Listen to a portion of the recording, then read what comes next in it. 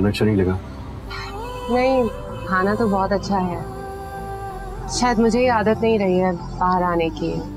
घर की चार दीवारी में रहते रहते ये सब कुछ बहुत अजनबी लगने लगा है। नहीं माँ, अरे ये क्या कह रही हो तुम? और तुमसे किसने कहा? क्या तबरेज?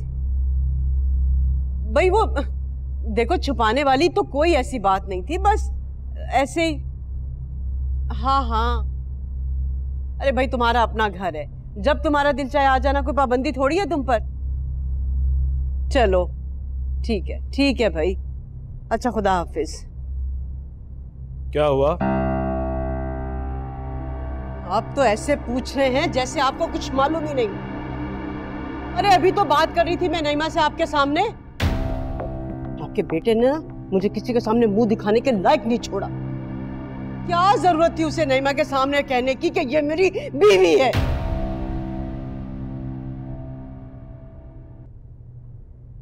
लीजिए, आ गया आपका साहबजादा।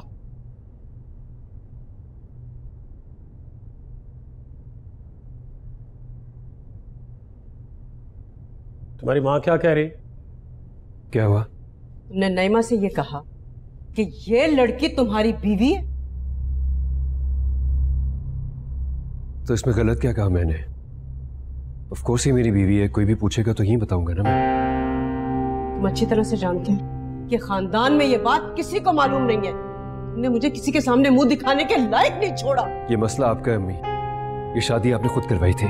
और इस शादी की वजह क्या थी वो भूल गए हो? वजह जो भी हो, इस ताल्लुक को छुटलाया तो नहीं जा सकता ना बाबा। और वैसे भी मैं यहाँ होने वाले इसके साथ हर ज्यादती को बर्दाश्त कर रहा हूँ, लेकिन इसका ये मतलब नहीं कि मैं चुपचाप बैठा हमेशा ये तमाशा देखता रहूंगा। तो अब तुम बताओगे कि हमें क्या करना है। अब इस घर के फैसले तुम करोगे, तो मेरी जगह ले लो ना। मैंने ऐसा कुछ नहीं कहा।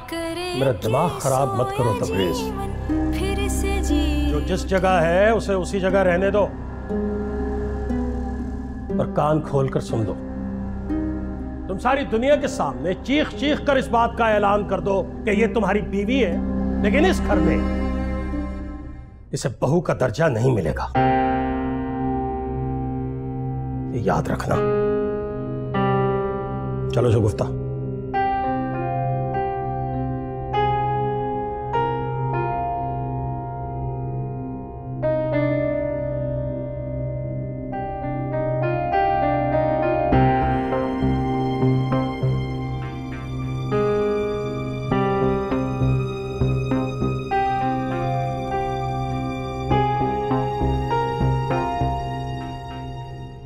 ये बात भी समझ लो कि अलीज़ा अपनी जिंदगी में बहुत खुश है, मुतमईन है। तुम उसे भूल क्यों नहीं जाते? पहले ही मेरी बेटी उसकी बदौलत अपनी जिंदगी में कितनी तकलीफें झेल चुकी है। कम से कम तुम तो उसको तकलीफ मत दो। कभी कोई ऐसा मौका नहीं आया जिसमें तुम्हारी खुशी हो और मैंने तुम्हें विश ना किया। अगर तुम्हें लगता है कि मेरे लिए खुशी का मौका है तो कर दो वैसे।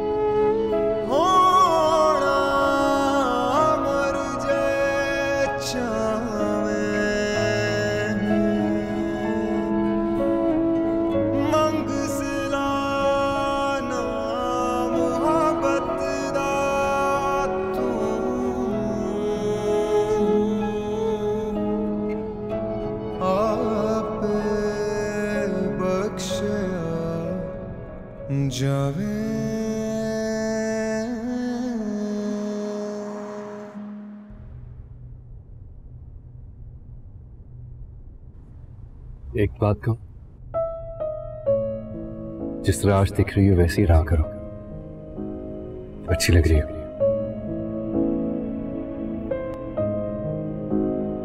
तुम सारी दुनिया के सामने चीख चीख कर इस बात का ऐलान कर दो कि ये तुम्हारी बीवी है, लेकिन इस घर में इसे बहू का दर्जा नहीं मिलेगा। ये याद रखना।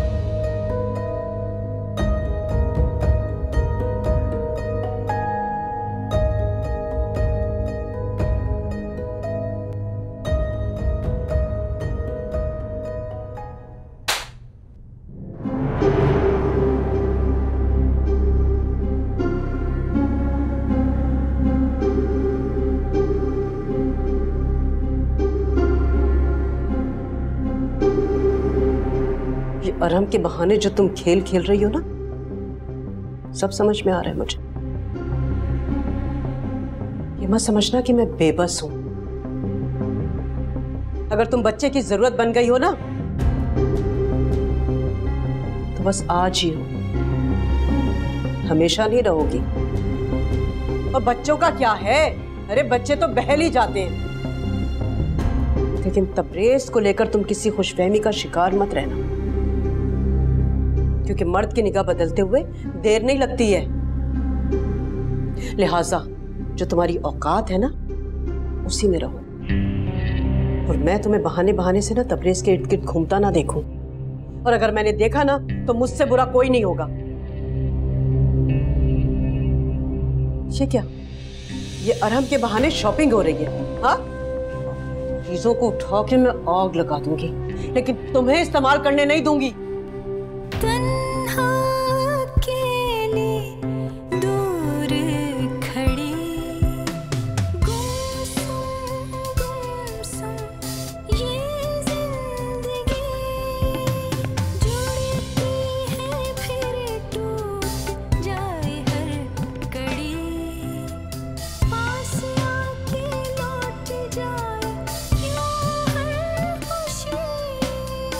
मुझे तो लग रहा था कि तुम मुझसे मिले बगैर ही चले जाओगे।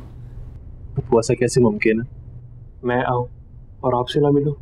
हाँ, दिल तो नहीं मान रहा था, लेकिन शहरीना कह रही थी कि तुम कम छुट्टियां लेकर आए हो। अच्छा, कैसी जा रही है तुम्हारी ट्रेनिंग? फिट जा रही है। अब तो बस वापसी का प्लान है। अल्लाह तुम्हें कामयाब करे। इंशाल्लाह। अहमद बेटा, एक रिक्वेस्ट है तुमसे। हुक्म करें। बेटा, तुम राहील से बात करो। वो अलीज़े से बहुत बदगुमान है, उसका नाम तक सुनने को तैयार नहीं। जानता हूँ बुब्बू, बताया था अभी ने। बेटा, तुम किसी की बात पर यकीन मत करो। अलीज़े बिल्कुल ऐसी नहीं है जैसे सब लोग उसके बारे में सोच रहे हैं। जरूर यही बात होगी, आप परेशान मत हो। वो दिन दूर नहीं है जब राहील भाई की आंखों से पर्दा हट जाएगा। फूफो, आपकी बात होती है अलीज़े से? हाँ, एक दो बार उससे बात हुई है मेरी। फिर तो आपके पास उसका नंबर भी होगा। हाँ, है मेरे पास उसका नंबर। और वो नंबर आप प्लीज मुझे दे देंगी? लेकिन एक रिक्वेस्ट है मेरी आपसे, प्लीज किसी से डिस्कस मत कीजिएगा। हाँ ठीक है बेटा, मैं देती नंबर। जी। ये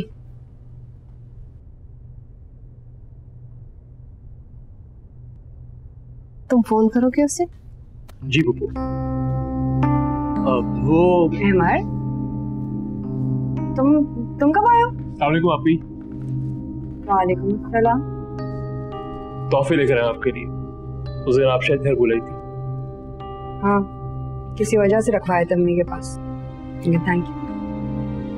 खड़े क्यों, बैठो। जी, अब बैठे प्लीज। मैं बस कामों में लगी, बैठो।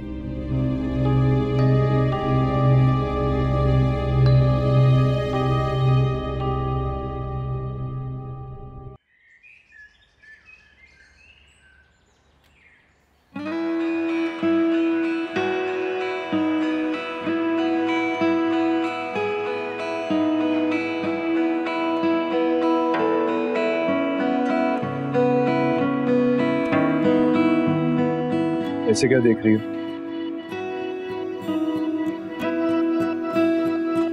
अपनी जिंदगी वो भी बिल्कुल इस टूटते सूरज की तरह। बेकार बातें मत सोचो रानी।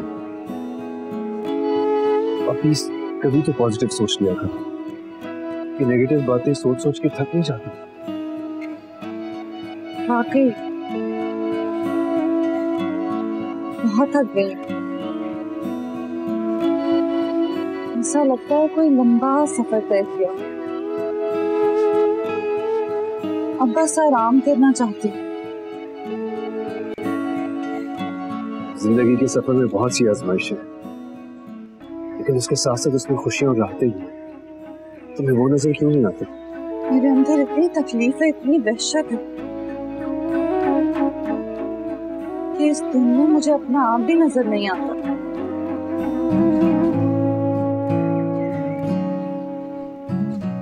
तो तायम्मी भी मुझसे नाराज है।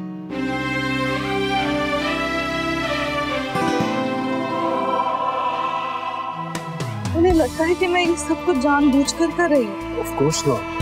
लेकिन रानिया, तुम्हें भी थोड़ा सा कोऑपरेट करना होगा।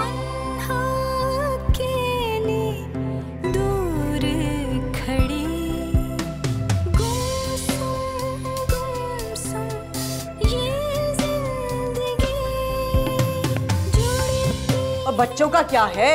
अरे बच्चे तो बहल ही जाते हैं, लेकिन तबरेज को लेकर तुम किसी खुशफहमी का शिकार मत रहना, क्योंकि मर्द की निगाह बदलते हुए देर नहीं लगती है। सिर्फ एक बार अपनी जात से निकलकर अपने से जुड़े हुए लोगों का सोचो।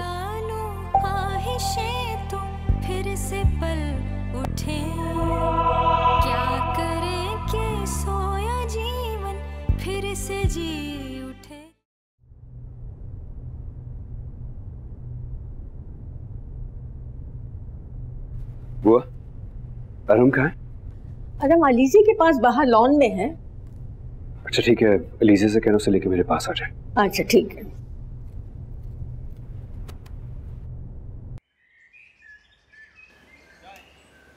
अलीज़े, अलीज़े बेटा,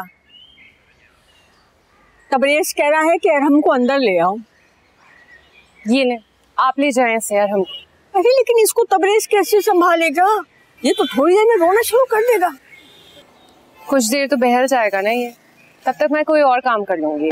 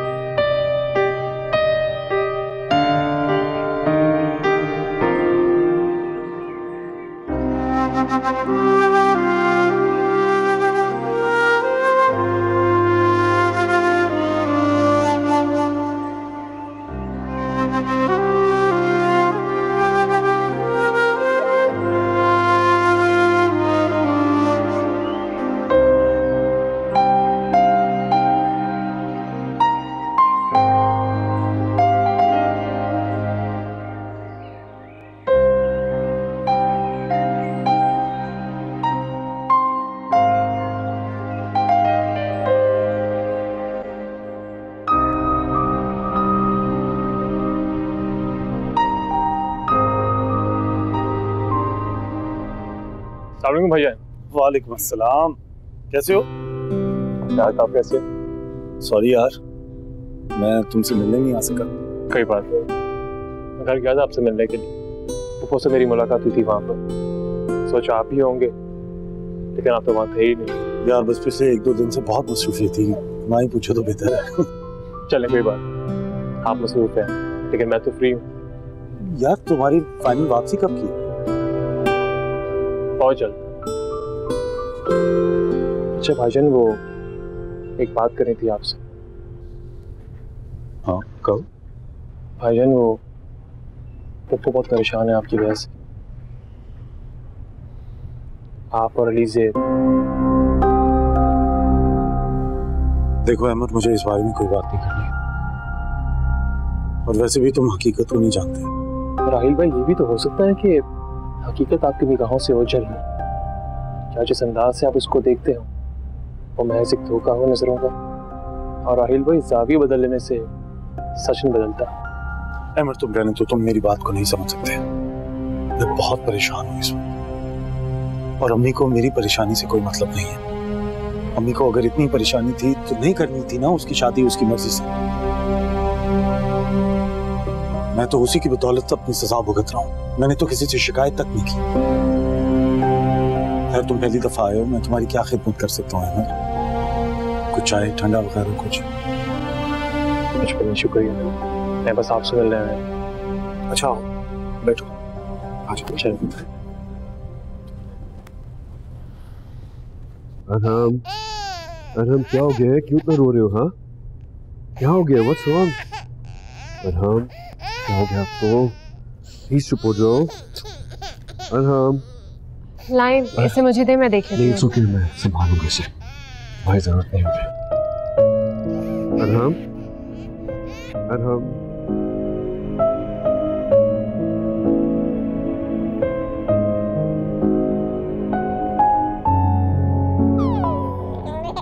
हेलो हेलो, कितनी तारीफ मारी आपकी, तारीफ मारा।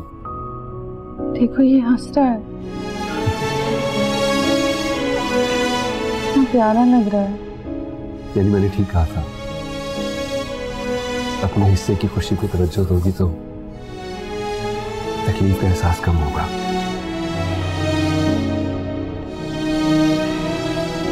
तुम तो हमेशा ठीक ही कहते हो, बस मुझे थोड़ी देर से समझ लगती है। मार डालो ख्वाहिशें तो फिर से पल उठे, क्या करे कि सोया जीवन फिर से जी उठे, लबों पे आके जम जाता है जो वो हाँ तुम ही थे, निगाहें और इरादे आसमां के थे, मगर सब थे जहाँ कुछ ना बचा बाकी वहाँ पे, पल दो पल का अंधेर है, पल दो पल का अंधेर है, बस एक लो लगाने की देर है, फानी फानी सब ढेर है, बस एक लो लगाने। तबरेज बाबा आपको बड़े साहब बुला रहे हैं। चलिए क्या चाय में आता हूँ।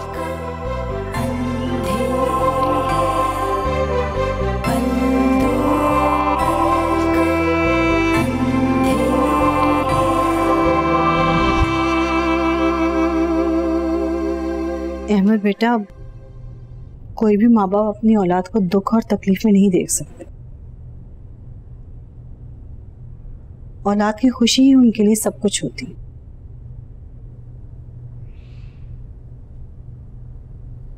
क्यों की ये ज्यादती आपने मेरे साथ?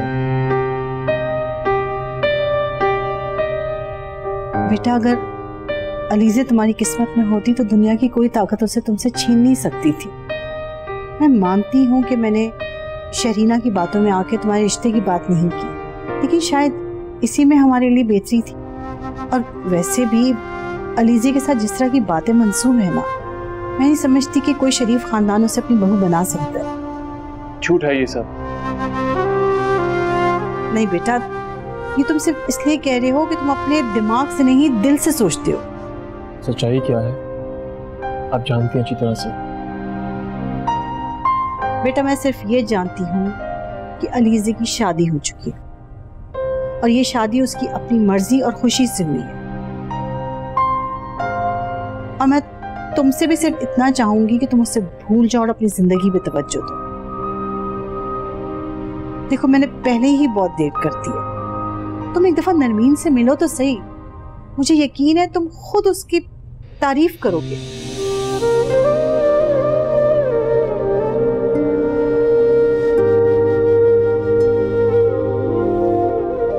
मैं इस नए झंझट में नहीं पड़ना चाहता हूं।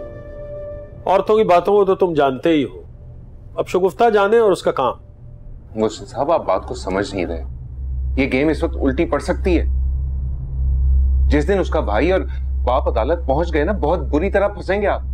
वो तो बड़ी आसानी से साबित करेंगे कि गलत प्रेशर डाला है हमने उन पे, मकान वापस करना पड़ेगा। ये भी हो सकता है शामिर का केस रीओपन करवाएं, वो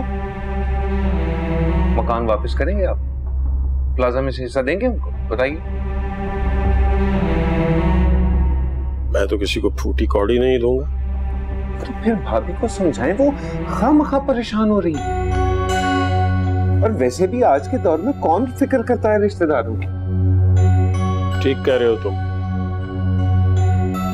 मैं चलता हूँ जी, मेरी एक मीटिंग भी है क्लाइंट से। इजाजत है मुझे। अकबर तुम रात को आ जाओ ना यार, खाने पे आ जाओ, घर में बैठ के इत्मीनान से बात करेंगे। ठीक है, मैं इंशाल्लाह चक्कर लगाता हूँ। बहुत अरसा हो गया है, आपके पोते से भी मुलाकात हो जाएगी। आ जाओ, चलो। अरे तुम ये किसके लिए नाश्ता बना रही हो? उनके लिए। उन्होंने नाश्ता कहाँ किया है अभी? तबरेज के लिए? जी। लेकिन वो तो ऑफिस चला गया। चले गए? हाँ, बहुत ही जल्दी में थे, लेकिन खैर वो तो हमेशा ही जल्दी में रहते हैं।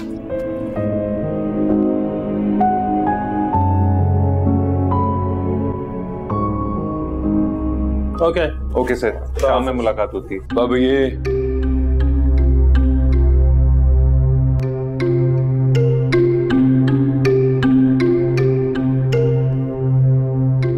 चलता हूँ मोहसिन साहब।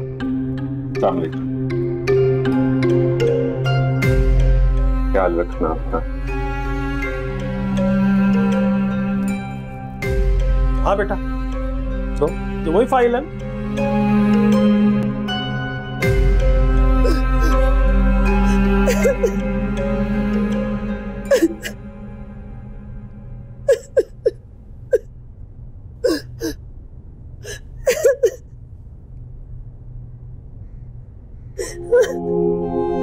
बस कर दो शहीना,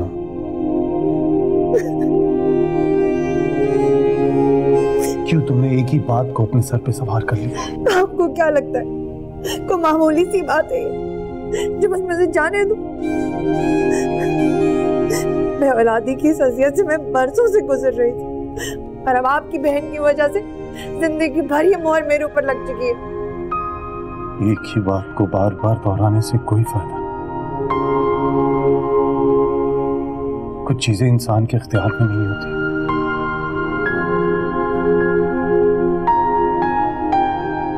औलाद का होना और ना होना सब रब की मर्जी है। रब की मर्जी से ही तो मिलने वाली थी ना मुझे औलाद।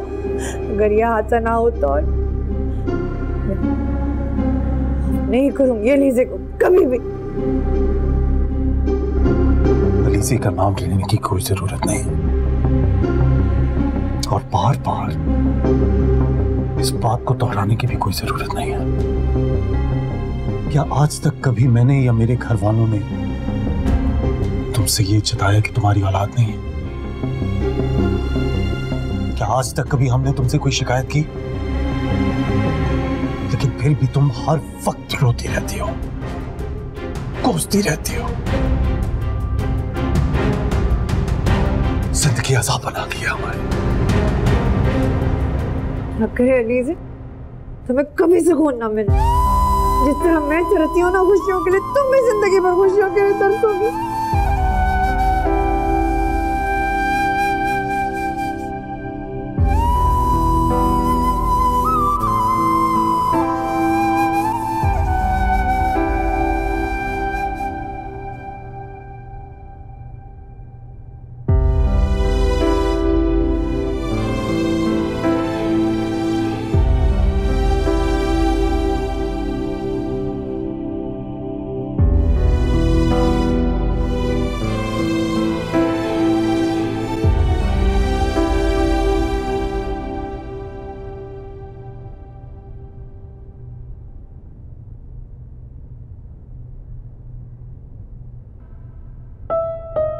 इतना बड़ा कसूर तो नहीं था मेरा, जितनी तवील आपकी नाराजगी हो गई है, और मुझे तो मनाना भी नहीं आता।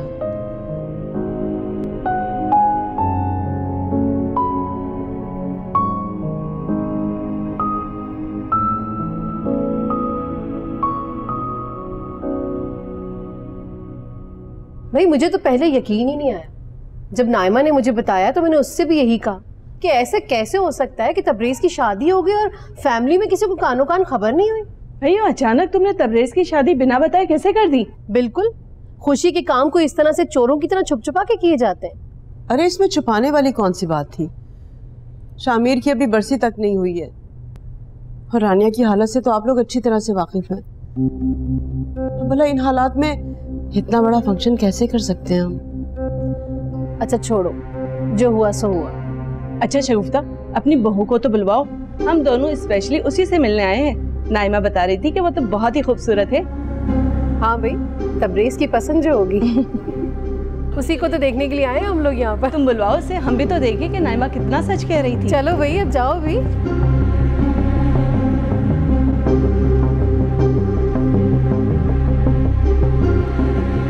हाँ, क्यों नहीं, मैं उसे अभी लेकर आई। औरतों को भी कितना टाइम है वैसे, हद होती है। कहाँ रखा था?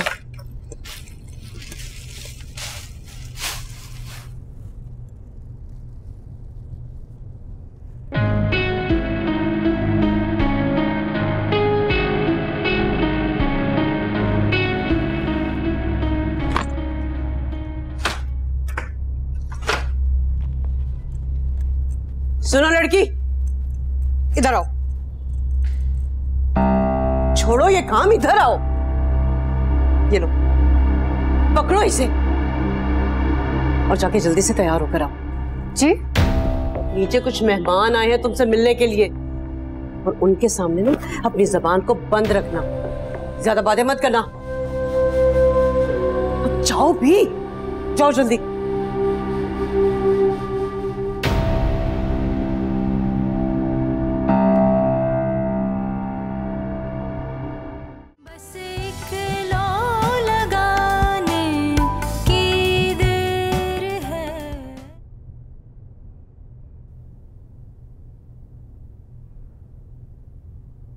चलता हूँ मोहसिन साहब, ख्याल रखना अपना।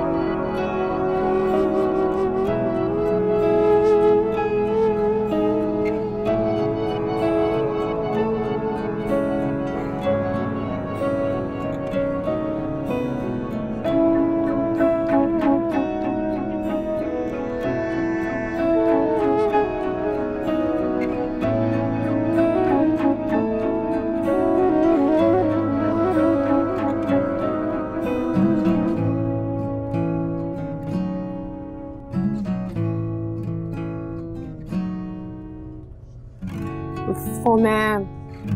It's okay.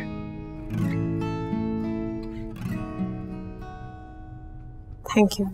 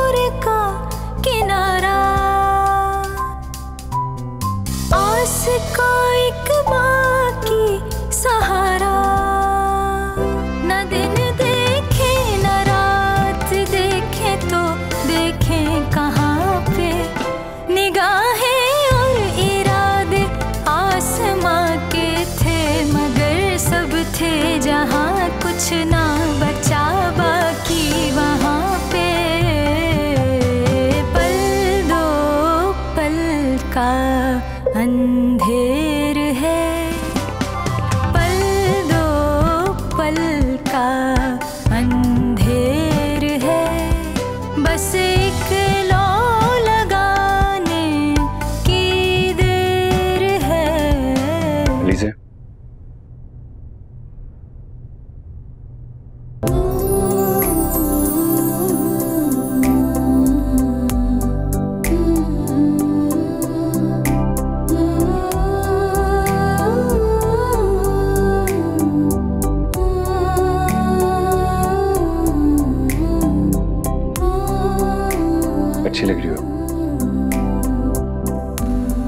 किसी तरह ला करो।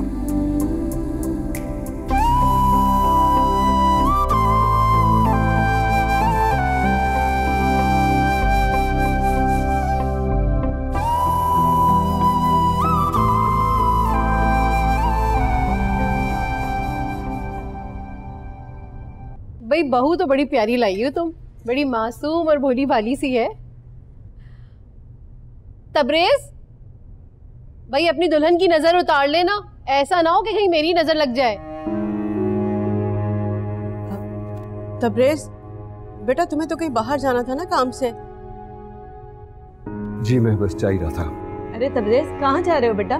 कुछ देर हमारे पास तो बैठो, हम दोनों तुमसे तो मिलने के लिए आए थे। भाई शादी में तो तुमने हमें इनवाइट किया नहीं, कहीं ऐसा तो नहीं कि वलीमा भी खामोशी से करने का इरादा हो? नहीं ऐसी कोई बात नहीं है, लेकिन मैं बुलाऊंगा आप लोगों को।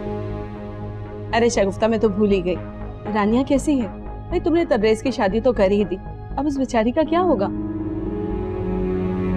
लो आ गई रानिया। माशाल्लाह बहुत लंबी उम्र है बेटा तुम्हारी। अभी मैं शगुफ्ता से तुम्हारा ही पूछ रही थी, कैसी हो तुम? और तुम्हारा बेबी तो बहुत ही प्यारा है। शुक्रिया। आओ ना हमारे पास आकर बैठो। वैसे तो हम तबरेज और इसकी दुल्हन से मिलने आए थे। भाई देवरानी तो बड़ी प्यारी लाई हो तो माशाल्लाह। अरहम के फीडर का टाइम हो गया। बेचारी रानिया, बचपन में माँ बाप का साया सर से उठ गया, शादी हुई तो मेहंदी उसके हाथों पे। उसकी किस्मत पे शायद ऐसा ही लिखा था, क्या कह सकते।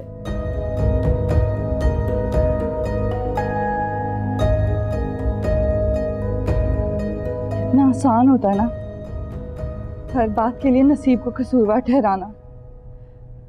कोई ये क्यों नहीं सोचता कि कोई मनहूस साया सारी खुशियां निकल जाता है।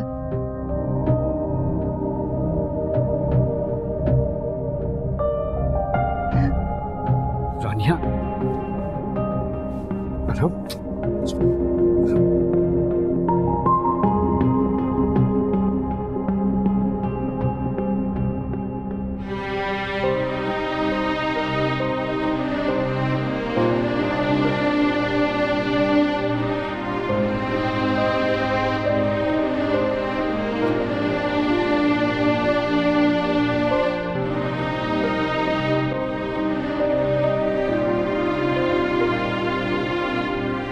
बेचारी रानिया, बचपन में माँ बाप का साया सर से उठ गया, शादी हुई तो मेहंदी उसके हाथों पे।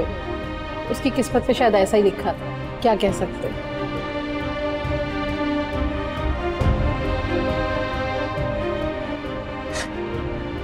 देखा तुमने, देखा लोग कैसे तरस खा रहे हैं मुझ पर। उन्हें क्या पता मेरे नसीबों में ये स्याही किसने लिखी है। रानिया अब ये मत कहना कि भूल जाओ। तुम भूल सकते हो तबरेज, तुम्हारा इतना बड़ा नुकसान नहीं हुआ। दे सकते हो उसे अपनी बीवी की जगह, लेकिन मैं उसे बर्दाश्त नहीं कर सकती। उसे देखकर मेरी अजियत बढ़ जाती है, ये सब गम जिंदा हो जाते हैं। तुमने मुझसे वादा किया था कि तुम अब रोगी नहीं। अच्छा तो तुम चाहते हो अपनी बदनसीबी पर आंसू भी ना बहाऊं? रानिया लोगों का काम है बातें करना, वो करते रहेंगे बातें, प्लीज उन पर तवज्जो मत दो। देखो जिंदगी में जो कुछ भी हो चुका है उसके बारे में सोचने से बेहतर है कि तुम आने वाले कल के बारे में सोचो। नहीं तबरेज, मुझे लगता है गुजरे हुए वक्त की तरह आने वाला कल भी अंधेरे और उदासी में डूबा होगा, कुछ सही नहीं होगा।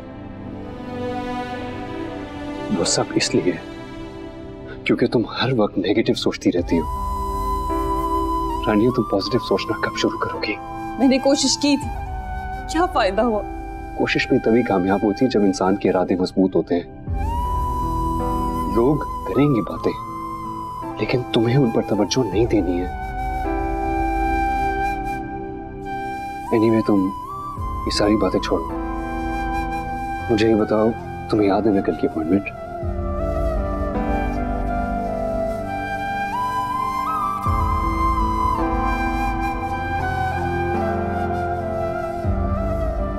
देख लिए तुमने इनके रवैये,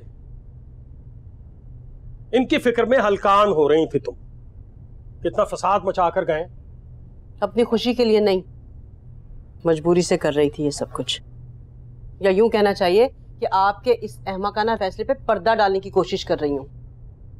एक ना एक दिन तो पर्दा हटना ही है। हाँ, मगर हर बात तरीके से होनी चाहिए। अब अगर ये बात घर से बाहर निकल ही गई है तो सोच समझ के हैंडल करना पड़ेगा ना सब कुछ। वैसे मैं एक बात सोच रही थी कि रानी और तबरेज की शादी तो होने ही वाली है, क्या फर्क पड़ता है, क्यों ना तलाक वाली बात को भी रहने दिया जाए। ये नहीं हो सकता, तबरेज को उसे हर हालत में तलाक देना होगी।